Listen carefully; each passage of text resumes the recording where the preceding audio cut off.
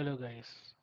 As you know, today the March 2025 visa bulletin have been published by USCIS, and in this video I wanted to decode that March 2025 visa bulletin that was released and compare that with the predictions that I made a month ago, and also um, how much of my predicted forward movements has been matched with the visa bulletin release by USCIS. To start with, just to guide you to these sections, the top table here, you might have seen this in my previous video. This is my March 2025 visa bulletin prediction for the final action date chart under EB category. The below table on the left side is the final action date chart for February 2025 visa bulletin that was released by USCIS. And table on the right is the current visa bulletin released by USCIS for final action date chart for March 2025 visa bulletin. So I'm going to cover some of the critical insights, um, some of the good news for sure. A lot of good news in this table today, and also want to share some cases where we saw retrogressed. The cases were retrogressed in EB4 throughout the table, and certain religious workers throughout the table, and I will show you why that is retrogressed. So to start with, we will start with the good news. So I calculated that approximately 73% of my predicted forward movement matched with the March 2025 visa bulletin released by USCIS today. So I'm really proud about that. This is definitely a good number with considering a lot of noises or a lot of variables involved in the dates movement, which is very hard to predict. So I'm really glad that 73% of my predictions matched with this visa bulletin. The next good news I wanted to also share is a lot of EB category had a forward movement in March 2025 visa bulletin. And you would see that continued to move forward in those areas at least until end of this fiscal year. And I will show you why I say that. Okay. So starting with the good news, wherever I highlighted green circles, those were the forward movements happened in March 2025 visa bulletin, and also the same thing similar to that was I predicted there. So we'll start from that green circles. So EB2, rest of the world, date moved to 15th May 2023 from 1st April 2023. So it's a 1.5 month forward movement for rest of the world EB2. For EB2 China, it moved to 8th May 2020 from 22nd April 2020, so which is a couple of weeks forward movement for EB2 China. EB2 India, it moved from 15th October 2012 to 1st December 2012, so which is a whole of a November and half of an October, so 1.5 month forward movement for EB2. For EB2 Mexico, it moved from 1st April 2023 to 15th May 2023. So it is again a 1.5 month movement forward movement for Mexico EB2. EB2 Philippines, it moved from 1st April 2023 to 15th May 2023. So again 1.5 month forward movement for Philippines. So EB2 in most cases you have seen at least a 1.5 month forward movement. So that's really kind of a good sign for this fiscal year. EB3, I'll go with the next one, green ones. So EB3, rest of the world, we didn't see any movement there. It stays the same. At least it did not retrogress. But we'll come to that. EB3 China had a forward movement from 1st July 2020 to 1st August 2020, which is 1 month forward movement. EB3 India moved from 15th December 2012 to 1st February 2013. It is 2.5 months forward movement for EB3 India. The reason is that they have to reach June 2020, sorry, they have to reach June 2013 by end of this fiscal year. It is by September 2025.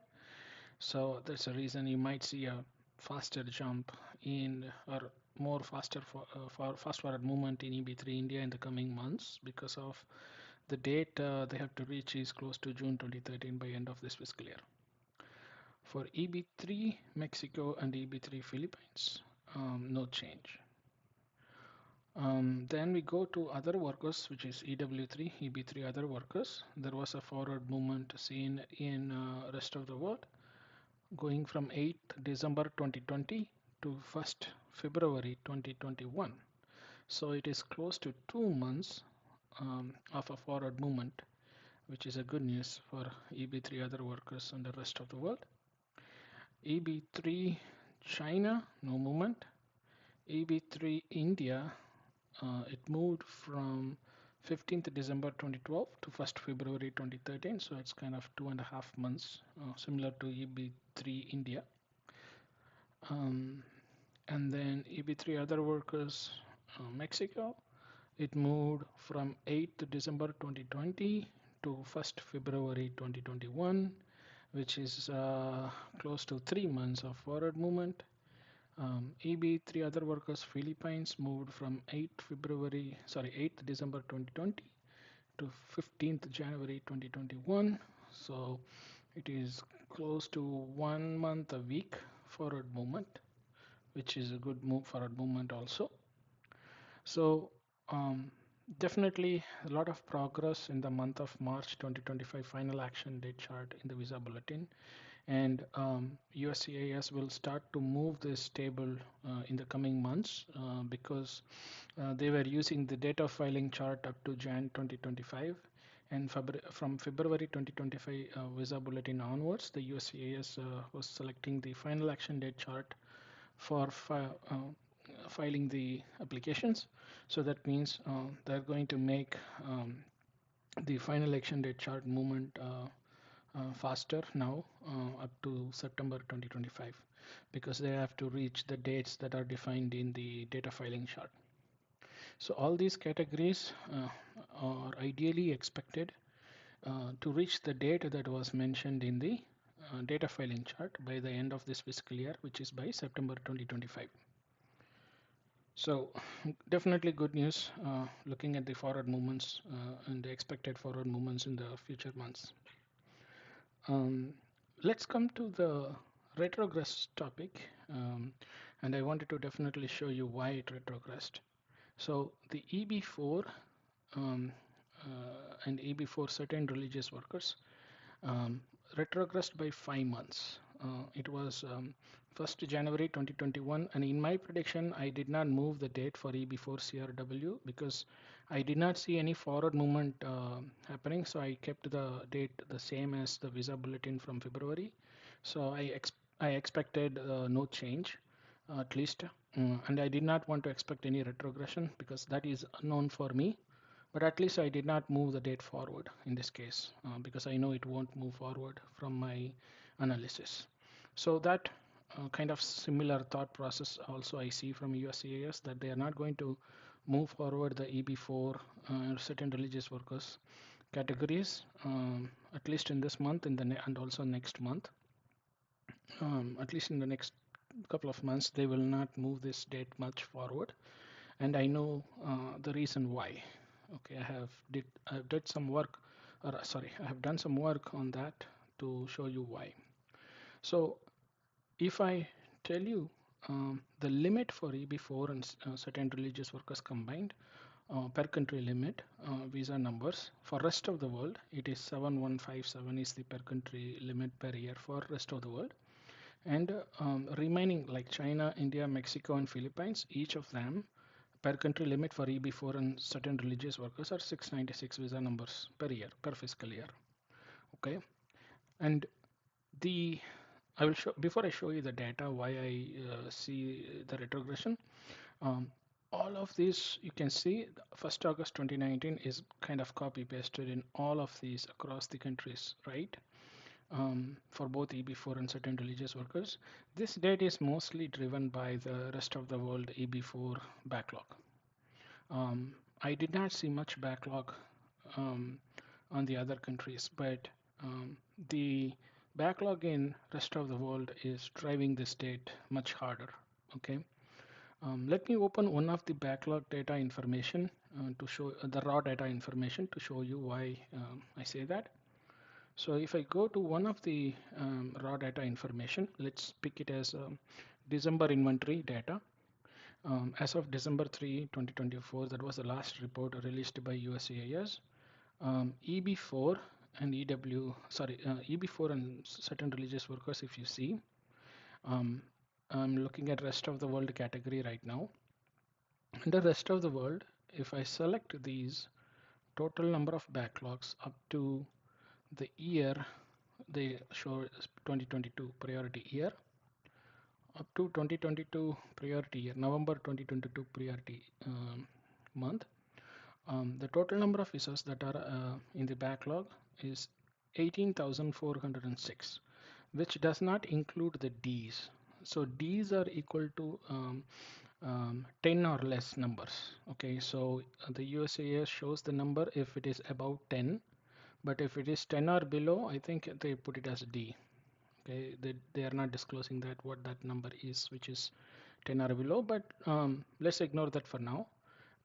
So the sum is 18,406 for rest of the world, just for EB4. Okay.